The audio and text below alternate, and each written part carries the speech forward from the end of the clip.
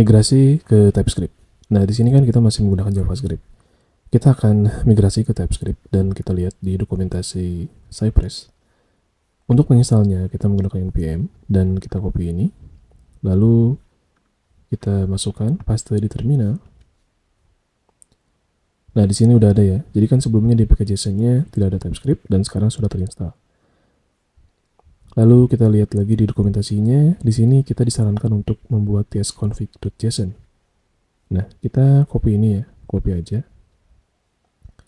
Setelah di copy, kemudian kita buat di sini tsconfig.json.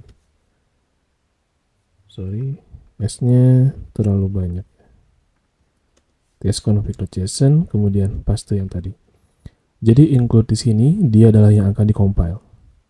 Nah, di sini karena dia .ts berarti kita ganti nih. Ini kan .js ya. Nah, kita ganti menjadi .js.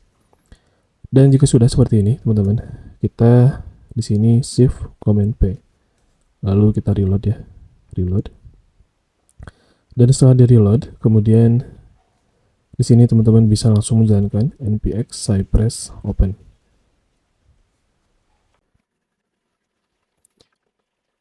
Pilih Chrome dan itu i. Dan di sini dia sudah menggunakan TypeScript.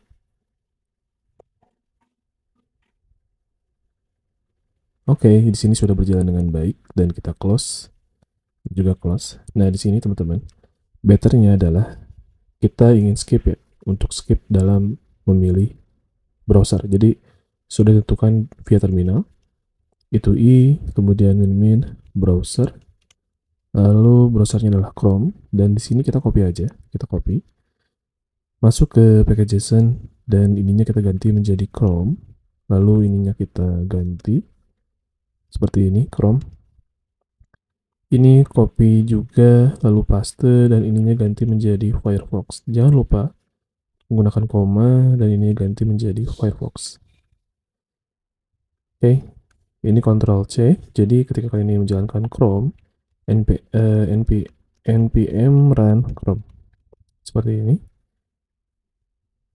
Nah, ini dia adalah langsung ke Chrome. Dalam spek filenya, ketika dijalankan dia langsung ke Chrome. Close, ini juga close, dan npm run Firefox. Dan dia akan langsung ke Firefox dalam spek filenya dan dijalankan dia akan menggunakan Firefox.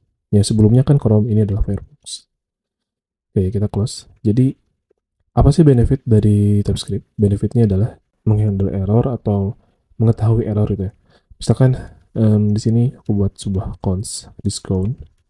Discountnya adalah 10,5 gitu ya. Ininya menjadi number. Nah, ini TypeScript dia tidak akan complain. Tapi kalau misalkan kita ganti menjadi string untuk value-nya, di sini TypeScript dia komplain bahwa string dia tidak bisa dimasukkan ke dalam tipe number. Nah, ini yang menarik dari TypeScript. Misalkan aku ganti menjadi boolean, menjadi true, dia komplain juga bahwa boolean, tipe boolean ini dia tidak bisa dimasukkan ke dalam jenis tipe number. Oke, mungkin itu aja teman-teman. Thank you dan semoga bermanfaat, dan jangan lupa like dan komen. Dan nanti kita akan lanjut ke tutorial berikutnya perihal action. Bye.